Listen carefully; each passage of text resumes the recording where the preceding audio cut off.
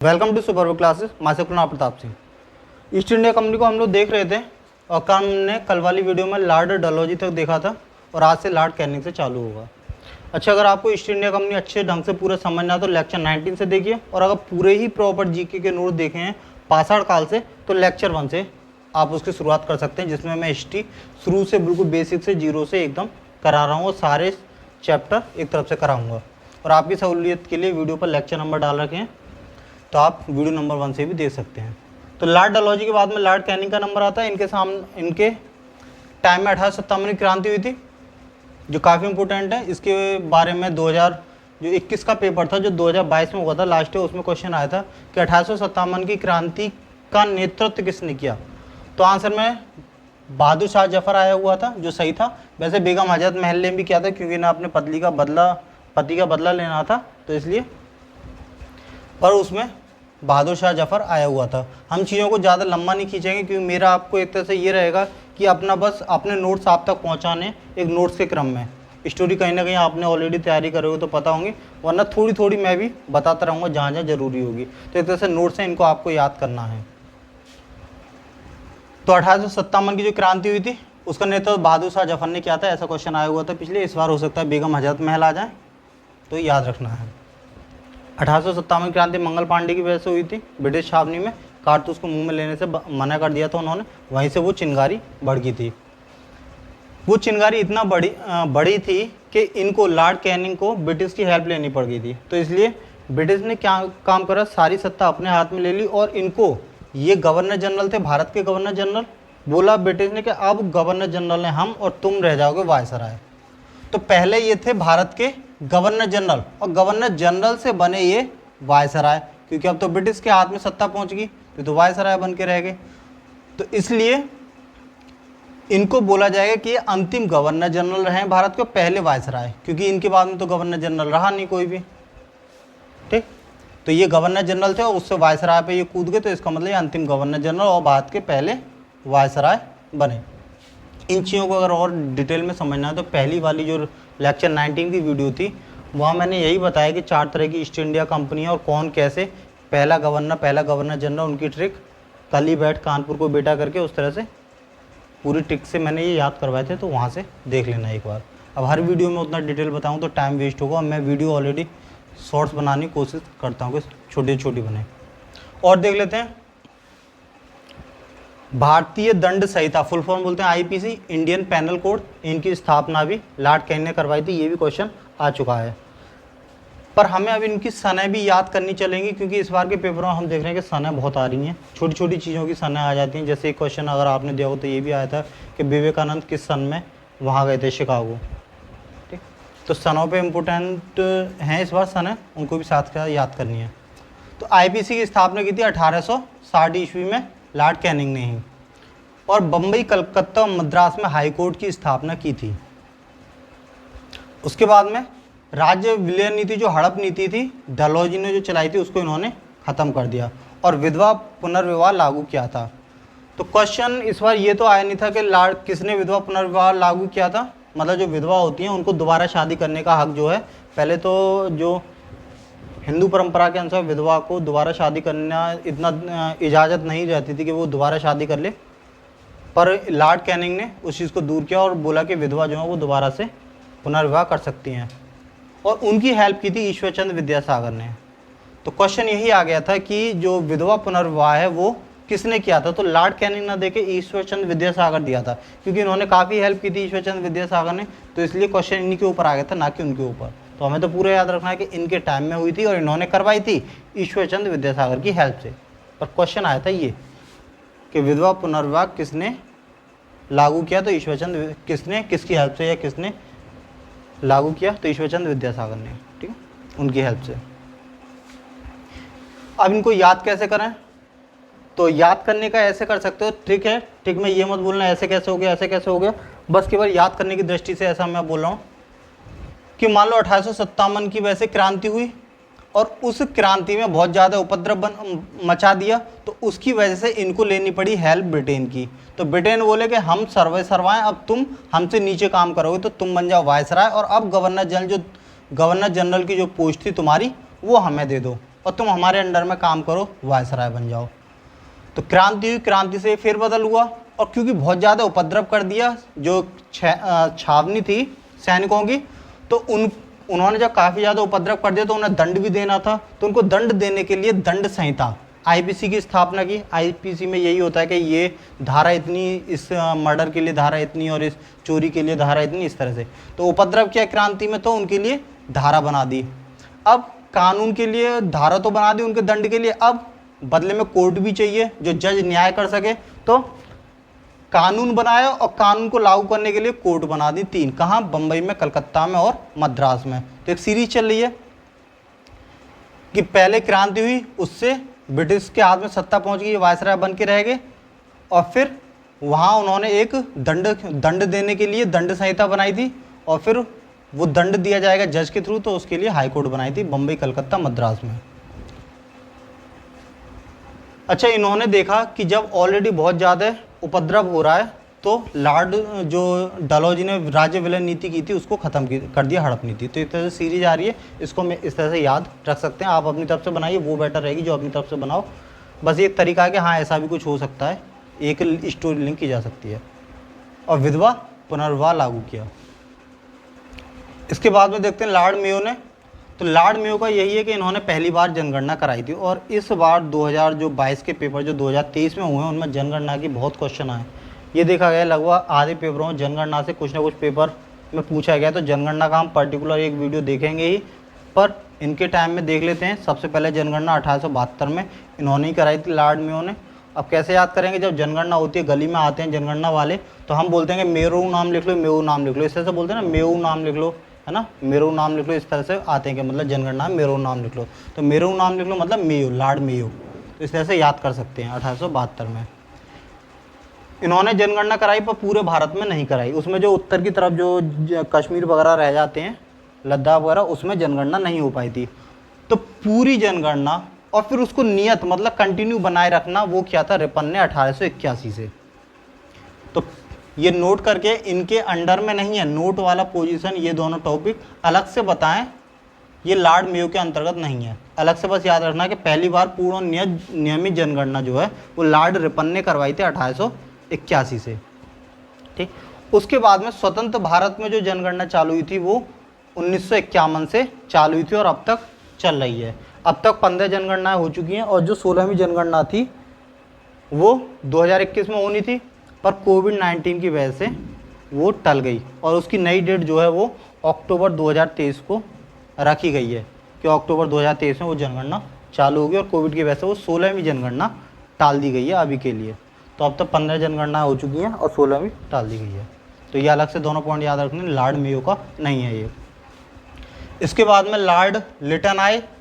Lord Liton का vernacular act पारित किया था, और इसमें जो प्रेस होती है, मीडिया, उस पर बहुत ज़्यादा हार्ड रेस्ट्रिक्शन लगा दिए। तो प्रेस पर कठोर प्रतिबंध 1878। तो सनें बहुत आ रही हैं, तो इसलिए वर्नाकुलर एक्ट, ये सनें आती हैं उसी से ही चीज़ें थोड़ा हार्ड हो जाती हैं। तो वर्नाकुलर एक्ट 1878 ईस्वी में लगाया था, प्रेस पर कठोर प्रतिबंध था लॉर्ड लिटन में। अब इसको कैसे याद करोगे कि प्रेस पर कठोर प्रतिबंध किसने? वैसे तो प्रेस पर सबसे पहले प्रतिबंध वेलेजली ने लगाया था, लॉर्ड वेलेजली ने।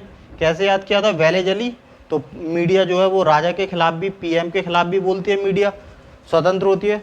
तो वेलेजली जो था वो जल गया, जब मीडिया ने उसके अपोजिट बोलना चालू कर दिया तो वेलेजली जल गया, जलकर उसने प्रेस पर प्रतिबंध लगा दिया। फिर आए थे मैटकॉफ। मैटकॉफ ने प्रेस को स्वतंत्र कर दिया। तो कैसे याद किया था? जली जल गए तो उन्होंने प्रतिबंध लगा दिया, लॉर्ड वेलेजली जल गए तो प्रतिबंध लगा दिया। मैट कफ, तो हमें जब कफ आता है तो हम उसे थूक के स्वतंत्र कर देते हैं कफ के लिए, तो मैट कॉफ ने उसको प्रेस को स्वतंत्र कर दिया। अब लॉर्ड लिटन ने कठोर प्रतिबंध लगा दिया। तो ऐसे कर लो कि जो लिटन थे मतलब लेटा लेटा के मारा, लॉर्ड लिटन मतलब लेटा लेटा के मारा किसको? प्रेस को, क्योंकि सबसे ज़्यादा नाक में दम प्रेस ही करती है। मीडिया से सबको डर लगता है, खासकर जो भी पावर में होते हैं मीडिया से उन्हें डर लगता है। तो प्रेस को लेटा लेटा के मारा, मतलब कठोर प्रतिबंध कर दिए। उसके बाद में आते हैं लॉर्ड रिपन। लॉर्ड रिपन को भारत के उद्धारक की संज्ञा दी जाती है, और इन्होंने स्थानीय स्वशासन की शुरुआत की। मतलब छोटे छोटे जो एरिया, नगर पंचायत, नगर निगम वगैरह उस टाइप के, वो अपने खुद से शासन कर सकते हैं छोटे उसमें। तो स्थानीय लेवल पर खुद के स्वशासन, जो अपने आप स्वशासन कर सकते हैं। और नियमित जनगणना वो हमने नोट में यहाँ पढ़ी ली थी कि वो लॉर्ड रिपन ने करवाई थी 1881 से नियमित जनगणना, तो वो भी इन्होंने ही करवाई थी। तो देखो इनके बारे में ये तीनों पॉइंट हो गए, पर याद कैसे करें ये वाला इनका काफ़ी इंपॉर्टेंट है नियमित जनगणना का। अगर पहले देश गुलाम था, अब गुलामी में कोई ये बोले कि ठीक है तुम इस छोटे से हिस्से पर खुद से शासन कर लो अपने आप, तो ये तो एक बहुत अच्छी बात है और हम इसको स्वागत करेंगे। और किसी चीज़ का स्वागत किया जाता है तो वो रिबन काट के किया जाता है। रिबन मतलब रिबन, कोई भी चीज़ का उद्घाटन होता है, नहीं अब शासन कर रहे हैं एक नगर पंचायत वगैरह का, तो एक उद्घाटन की तरह हो गया वो चीज़ काफ़ी, कि हम कहाँ वो दास बना लिए थे उन्होंने, मतलब एक गुलाम बना लेते, और बाद में वो हमें आज़ादी दे रहे हैं कि छोटे लेवल पे तुम खुद से शासन कर लो। तो ये चीज़ स्वागत करने योग्य, स्वागत करते हैं तो रिबन कटता है, ठीक। तो स्वशासन की शुरुआत करी तो ये स्वागत होती है, हमने रिबन काट के उसका स्वागत किया, और ये इसी से हमारा उद्धार हुआ। हमें यहाँ आज़ादी मिली थी थोड़ी सी, और अगर थोड़ी सी भी अगर आज़ादी मिलती तो हमारा उद्धार वहाँ पर होगा ही होगा। और उसके बाद में हमने फिर अपनी, जब हमने शासन किया अपना, तो हमने फिर गिना कि हम कितने लोग हैं, तो हमने खुद से जनगणना की और फिर उसको कंटिन्यू रखा, क्योंकि चीज़ें अब हमारे हाथ में आ गई कि हम कितने लोग हैं, इनका सामना कर पाएंगे नहीं कर पाएंगे। बस याद करने के लिए ऐसा बोल रहा हूँ, रियलिटी में नहीं है। रियलिटी में तो ये 3 टॉपिक हैं, आप अपने हिसाब से याद कर सकते हैं। मैं बस एक तरीका बता रहा हूँ कि हाँ ऐसे इनको ध्यान में रखा जाता है, वरना भूल जाते हैं। होशियार बच्चे जो होते हैं वो उनको याद कर लेंगे एक बार में, उन्हें हमेशा के लिए याद रहेगा। पर मोस्टली बच्चे ऐसे नहीं होते, उनका मिक्सिंग होता है, इसका इसमें घुस गया, इसका उसमें घुस गया, इस तरह से। तो मेरा भी यही होता था, आपस में सब मिक्सअप हो जाता था, तो बस ऐसी स्टोरी क्रिएट करता था। वो स्टोरी बस दिमाग में बसनी चाहिए, कैसी भी हो, जो नहीं पावरफुल हो। तो इन्होंने स्वशासन की आज्ञा दी थी, तो हमने रिबन काट के उसका स्वागत किया और उससे हमारा उद्धार हुआ। और फिर हमने खुद की जनगणना की कि हम कितने लोग हैं, और यहाँ कि मेरा नाम लिख लो, मेरा नाम लिख लो। जब कोई और गणना करने आता है तो हम बोलते हैं कि मेरा नाम लिख लो, मैं भी शामिल हूँ जनगणना में। तो इस तरह से फिर आए थे लॉर्ड डफरिन।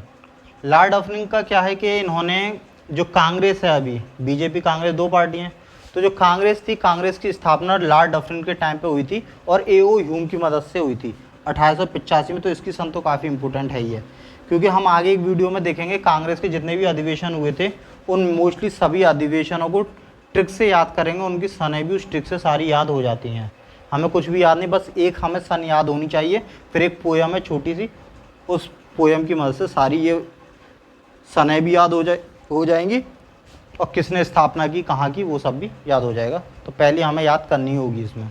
तो कांग्रेस की स्थापना 1885 में हुई थी A.O. ह्यूम के अध्यक्षता में। मतलब इन्होंने एक राय दी थी कि भाई तुम्हें अगर कोई भी बात रखनी है तो एक पार्टी बना लो, और उस पार्टी के हेल्प से या उस पार्टी के जरिए अपनी बात रखा करो गवर्नमेंट के सामने। इसको कैसे करेंगे, तो देखो लॉर्ड डफरिन ने कांग्रेस को बनने दिया, तो उसके दोस्तों ने ये कह के उसको चिढ़ाया कि ये डफर था, बिल्कुल ये डफर था, इसलिए इसने कांग्रेस बनने दी। अगर कांग्रेस ना होती तो देश आज़ाद नहीं होता। मतलब ये नाक में दम ना करते, तो ये डफर की वजह से ये लोग नाक में दम कर रहे हैं कांग्रेस वाले, और कांग्रेस को किसने बनने दिया, इस डफर ने। तो अगर ये डफर कांग्रेस ना बनने देता तो देश आज़ाद होने में शायद उतना बड़ा वो ना उन्हें धक्का लगता, अंग्रेज़ों के पैर इतनी जल्दी ना उखड़ते। तो इस डफर ने कांग्रेस बनने दी, यही इसकी सबसे बड़ी भूल थी कि हाँ कांग्रेस बनी और उसमें जो पावरफुल नेता थे वो शामिल हुए। तो इस तरह से थोड़ी बहुत ट्रिक के आप हम अपने अनुसार बना सकते हैं, पॉइंट ये हैं जो भी इंपॉर्टेंट है इस तरह से। अब देखते हैं लॉर्ड कर्जन के लिए। लॉर्ड कर्जन के टाइम पे मेन जो चीज़ थी वो थी बंगाल का विभाजन। क्वेश्चन ये आया था कि बंगाल का विभाजन कब हुआ था, तो 1905 में। अच्छा, बंगाल के विभाजन के विरुद्ध में एक आंदोलन छिड़ा गया था जो था बंग भंग आंदोलन। तो क्वेश्चन इसके ऊपर भी आया था कि बंग भंग आंदोलन किसके लिए, किसके अपोजिट में बंगवा आंदोलन हुआ था, तो वो हुआ था बंगाल विभाजन के विरोध में। अंग्रेज़ों की नीति थी फूट डालो शासन करोगी। तो बंगाल विभाजन का क्या था कि वहाँ मुस्लिम आबादी ज़्यादा थी, तो उनको अपना एक अलग छोटा सा वो दे दिया कि तुम यहाँ अपना शासन करो। तो इस तरह से मुसलमानों को खुश करने के लिए, तो ये थी फूट डालो और शासन करो की नीति, जिसकी वजह से बंगाल विभाजन किया था। और उसका विरोध करने के लिए बंगवा आंदोलन हुआ था 1905 में। तो ये सन याद रखनी है बंगवा आंदोलन की। उसके बाद में पुलिस आयोग की स्थापना की। इन्होंने आयोग ज़्यादा बनाए थे, जब पुलिस आयोग हो गया, सिंचाई आयोग हो गया, पुरातत्व विभाग हो गया, जो पुरानी चीज़ें जो होती हैं लेखाकार वगैरह जो ज़मीन से खुदाई में मिलती हैं, उन सारी चीज़ों को रखने के लिए और विश्वविद्यालय अधिनियम, जो विश्वविद्यालय के नियम कानून होते हैं उसके ऊपर नियम कानून के विश्वविद्यालय अधिनियम पारित किया इन्होंने।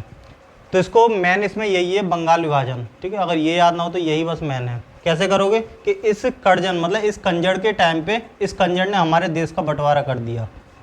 जो हमारे देश का बंटवारा करेगा उसके लिए अच्छी फीलिंग तो निकलेंगी नहीं, तो क्या करोगे, इस कंजर, कर्जन मतलब कंजर के टाइम ने इस कंजर ने हमारे देश को दो भागों में बांट दिया, बंगाल को हमसे अलग कर दिया जो कि हमारा अभिन्न हिस्सा था। तो इस तरह से याद कर लेंगे। और क्योंकि ये अलग कर दिया था तो भंग आंदोलन मतलब बंगा आंदोलन हुआ था इसके अपोजिट में। उसके बाद में लॉर्ड हॉर्डिंग आते हैं, तो इन्होंने बंगाल विभाजन जो था उसको रद्द कर दिया बंगाल विभाजन के लिए।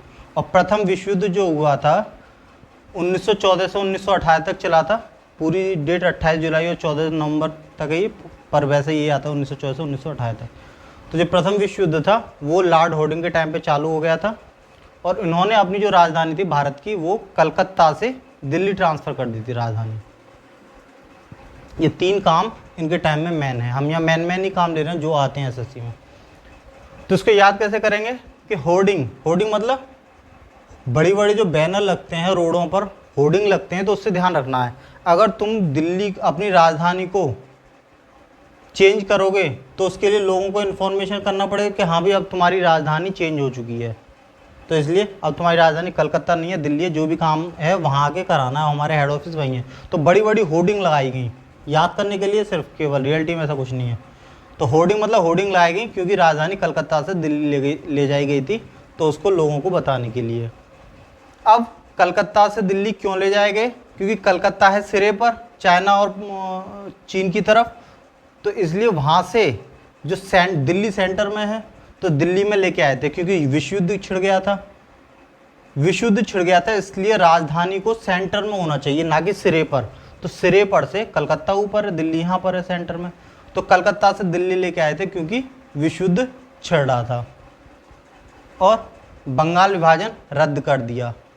तो इसका ध्यान रखना है कि वैसे भी कि कंजर ने बंगाल विभाजन कर दिया, उससे नेक्स्ट लॉर्ड हॉर्डिंग ने विश्व युद्ध जो था बंगाल विभाजन वो रद्द कर दिया। वरना ऐसे भी कर सकते हो जो बंगाल विभाजन रद्द कर दिया तो ये स्वागत योग्य कदम था। काफ़ी खुश हुए और उन्होंने लोगों को होर्डिंग लगा के बताया कि हाँ हमने जो बंगाल विभाजन था वो बंद कर दिया और ऐसे ऐसे अब विश्व युद्ध चालू हो रहा है, इसलिए शांति बनाए रखो। अब विश्व युद्ध चालू हो रहा है इसलिए लोग उपद्रव काट रहे थे बंग आंदोलन के थ्रू, तो उन्होंने बोला कि ठीक है हमने वो रद्द कर दिया है, विश्व युद्ध चालू हो चुका है, दुनिया में मारामारी फैली हुई है, कम से कम तुम तो मारामारी ना करो, तो इसलिए हमने बंगाल विभाजन रद्द कर दिया है। और युद्ध की वजह से डर के हम लोग राजधानी कलकत्ता से दिल्ली लेके आए। तो इस तरह याद करने का बस एक लिंक बनाना है और कुछ नहीं। अब लोग अपने हिसाब से बना सकते हैं। अब चैम्सफोर्ड को देख लेते हैं। चैम्सफोर्ड के टाइम में 3 घटनाएं मैन हुई थी, खिलाफत आंदोलन, रॉलेट एक्ट और जलियांवाला बाग हत्याकांड। तीनों ही 1919 में हुए थे, तो याद करना थोड़ा आसान हो जाता है तीनों। और फिर उससे नाराज होकर गांधी जी ने अपना नेक्स्ट ईयर 1920 में असहयोग आंदोलन छेड़ दिया। अब खिलाफत आंदोलन में क्या था कि जो टर्की का सुल्तान थे उनको खलीफा बोलते थे, तो उनको जब वो हार गए टर्की प्रथम विश्व युद्ध में, तो ब्रिटेन की पक्ष से उनको उनके पद से हटा दिया, खलीफा पद से। तो जो मुसलमान थे पूरी दुनिया के वो ब्रिटेन से नाराज हो गए। तो भारत में भी हुए, तो भारत में जो 2 भाई थे मोहम्मद अली, शौकत अली, जिनको बोलते हैं अली बंधु, इन्होंने क्या काम किया, जो ब्रिटेन थे उसके खिलाफ ये हो गए कि तुमने हमारे खलीफा की बेइज्जती की तो हम तुम्हारे खिलाफ हैं। तो मोहम्मद अली, शौकत अली जो अली बंधु हैं, उन्होंने टर्की के सुल्तान के पक्ष में एक खिलाफत आंदोलन चालू किया। गांधी जी ने क्या करा कि उन्होंने सोचा कि अभी इनको ज़रूरत है तो हम लोग इनकी हेल्प करते हैं मुसलमानों की, फिर जब कोई हमें ज़रूरत पड़ी तो ये लोग फिर हमारी हेल्प करेंगे। तो इसलिए गांधी जी ने इसमें काफ़ी हिस्सा लिया और जो अली बंधु थे इन्होंने भी इसकी जो बागडोर थी खिलाफत आंदोलन की वो गांधी जी को सौंप दी। गांधी जी के 3 आंदोलन मेन हैं, वो सब हम एक वीडियो में अलग से भी देखेंगे। जितने भी आंदोलन है सबकी डेट और उनके कारण एंड में भी देखेंगे एक वीडियो में। तो ये खिलाफत आंदोलन हो गया। उसके बाद में रोलेट एक्ट। रोलेट एक्ट को काला कानून बोलते हैं। इसमें क्या था कि जो भी आदमी जिस पर भी शक होता है उस पर सीधा उसको सीधा जेल में डाल सकती थी ब्रिटिश सरकार। उस पर ना कोई केस चलेगा, ना कोई गवाही, कुछ नहीं। सीधा जिस पे शक होता है सीधा आतंकवादी घोषित करके या देश विरोधी घोषित करके सीधा जेल में डाल दो। तो एक काला कानून था, इसमें स्वतंत्रता का काफ़ी हनन हो रहा था, तो रोलेट एक्ट को इसलिए काला कानून बोलते हैं। उसके बाद में जलियांवाला बाग हत्याकांड हुआ। जलियांवाला जो बाग है वो अमृतसर के पंजाब में है, पंजाब के अमृतसर में है, अमृतसर में भी नहीं, थोड़ा सा उसके बराबर में। ये भी 1919 में हुई थी। इसमें जो जनरल डायर था उसने उस बाग में जब मीटिंग हो रही थी तो उस मीटिंग को घेर के वहाँ गोलियाँ चलवा दी थी और जितने भी लोग थे वो सब लोग बुरी तरह से वहाँ मारे गए थे। तो जनरल डायर ने गोली चलवा दी थी। ये क्या थे, पंजाब के उस टाइम गवर्नर थे जनरल डायर। तो इनने अपने हुक्म, अच्छा किसके टाइम, चैम्सफोर्ड के टाइम में हुआ था। पर जो क्वेश्चन आता है कि जो जलियांवाला बाग हत्याकांड का जिम्मेदार कौन है, तो जनरल डायर, क्योंकि इन्हीं का डिसीजन था, उस टाइम इन्हीं के अंडर में थी तो इन्होंने ही आदेश दिया था। बाद में क्या हुआ, जब ये रिटायर हो गए तो इंग्लैंड वापस चले गए। तो लंदन में एक मीटिंग में हिस्सा ले रहे थे, तो वहाँ मीटिंग में जो उधम सिंह थे उन्होंने इनमें गोली, ताबड़तोड़ गोली बरसाई, जिससे इनकी वहीं मृत्यु होगी जनरल डायर की। ये घटना है जलियांवाला बाग हत्याकांड 1919 की। और जो उधम सिंह ने जो गोली मारी थी वो मारी थी 1940 में। एक तरह से 20-21 साल बाद में रिवेंज लिया था उधम सिंह ने, पर लिया था। जलियांवाला बाग, ये 3 चीज़ें हो गई, खिलाफत आंदोलन, रोलेट एक्ट, काला कानून, और उसके बाद में जलियांवाला बाग हत्याकांड। इन तीनों चीज़ से दुखी होकर गांधी जी ने फिर असहयोग आंदोलन शुरू किया 1 अगस्त 1920 में। गांधी जी के 3 आंदोलन मैंने 1920 में, 1930 में, 1942 में, तीनों को देखेंगे अलग वीडियो में भी बाद में। असहयोग आंदोलन में क्या था कि एक तरह से सहयोग नहीं करेंगे, असहयोग मतलब सहयोग नहीं करेंगे। तो इन्होंने क्या करा, जो भी स्वदेशी जो उद्योग हैं, ये चरखा है, हथकड़, हाथ से बनी हुई वस्तुएं हैं, और खुद के अपने अस्पताल खोलना, मेडिकल अस्पताल, मेडिकल और उद्योग धंधे छोटे मोटे वो सभी खोलना, और जो अंग्रेज़ों के थे, जो विदेशी थे, उन सब का बहिष्कार करना। तो इसमें बहुत से लोगों ने अपनी नौकरी भी छोड़ी थी, सरकारी नौकरी। तो इसमें क्या था, स्वदेशी उद्योगों को बढ़ावा देना और विदेशी का बहिष्कार करना। और इसका एक कार्यक्रम और था कि हिंदू मुसलमानों की एकता को बढ़ावा देना। जो हिंदू मुस्लिम थे उनको एक करने पर ध्यान दिया था इसमें। इसके बाद में लॉर्ड रीडिंग आते हैं। लॉर्ड रीडिंग के टाइम में चोरा चोरी कांड हो गया था। चोरा चोरी कांड में क्या था कि 1922 में, 4 फरवरी 1922 में गोरखपुर की जो चौकी है वहाँ पर जो क्रांतिकारी थे उन्होंने घुस के ज़बरदस्ती वहाँ लूटपाट की और उसमें आग लगा दी उस चौकी में। उससे वहाँ 22 जो सिपाही थे और एक थानेदार वो वहीं जिंदा जल के ख़त्म हो गए। तो इसी घटना से, क्योंकि चोरा चोरी हो गया, तो गांधी जी ने इससे दुखी होकर, क्योंकि जब आंदोलन जो असहयोग आंदोलन था उग्र हो गया काफ़ी इस घटना से, तो गांधी जी ने अपना जो असहयोग आंदोलन था वो वापस ले लिया। असहयोग आंदोलन वापस लिया किसकी वजह से, चोरा चोरी कांड की वजह से, क्योंकि लोग ज़्यादा ही एक्साइटेड हो गए थे, उग्र हो गए थे, तो उस वजह से गांधी ने असहयोग आंदोलन वापस ले लिया। लॉर्ड रीडिंग के टाइम पे एक और घटना होती है, काकोरी रेल कांड। इसके ऊपर भी क्वेश्चन आ जाता है कि काकोरी रेल कांड में कौन कौन शामिल थे, और चोरा चोरी कांड की तो सन आती है। ये भी क्वेश्चन आया था एक बार कि असहयोग आंदोलन वापस लेने का कारण क्या था, तो वो चोरा चोरी कांड था। चोरा चोरी की वजह से गांधी जी दुखी हो गए और उन्होंने असहयोग आंदोलन वापस ले लिया। काकोरी रेल कांड जो हुआ था 9 अगस्त 1925 को हुआ था। इसमें चंद्रशेखर आज़ाद, राम प्रसाद बिस्मिल, अशफाक उल्लाह खां, ठाकुर रोशन सिंह और राजेंद्र लोहिड़ी, इन चारों, और भी लोग थे पर ये मैन है। ये 5 लोग मैन है, बाकी और भी थे। तो इन 5 लोगों ने जो काकोरी, जो गोरखपुर के पास में एक काकोरी जगह, वहाँ पर जो सरकारी खजाना जा रहा था अंग्रेज़ों का रेल में, उस पर इन्होंने डकैती, लूट की थी। जो सरकारी खजाना था वहाँ, उनकी जो बंदूकें थी उनको लूट लिया, क्योंकि इन्हें क्रांतिकारी थे पर इनको बंदूकें चाहिए थी लड़ने के लिए, तो इन्होंने खुद उन्हीं की बंदूकें उन्हीं से लूटी, उनसे लड़ने के लिए। हालांकि जो योगी जी थे उन्होंने इसका नाम बदल के काकोरी ट्रेन एक्शन रखा था। अभी तो रेल कांड एक तरह से ऐसा लगता है ना, लूटे रहे हैं, लूटा, तो इस चीज़ से थोड़ा करके उन्होंने बोला कि ये काकोरी ट्रेन एक्शन था एक तरह से क्रांतिकारियों का, हटके वो चीज़। तो 1925 में हुआ था काकोरी रेल कांड। इसमें क्या हुआ, जो राम प्रसाद बिस्मिल हैं, अशफाक उल्लाह खां, ठाकुर रोशन सिंह और राजेंद्र लोहाड़ी, इन चारों को फांसी की सज़ा सुना दी गई। और जो चंद्रशेखर आज़ाद हैं ये बच निकले। इनके पीछे काफ़ी पड़ा गया, बहुत दिन ढूंढा गया, पर ये हर बार चकमा दे के बच जाते थे, और एंड में इन्होंने खुद से ही अपने गोली मार के अपनी हत्या कर ली, और ये अंग्रेज़ों की पकड़ में नहीं आ पाए। तो लॉर्ड रीडिंग तक क्लियर हो गया। इसके बाद में जो नेक्स्ट है वो नेक्स्ट वीडियो में देख लेंगे। बस एक ही वीडियो बची है, उसके बाद में ये ईस्ट इंडिया कंपनी ख़त्म हो जाएगी। ठीक, धन्यवाद।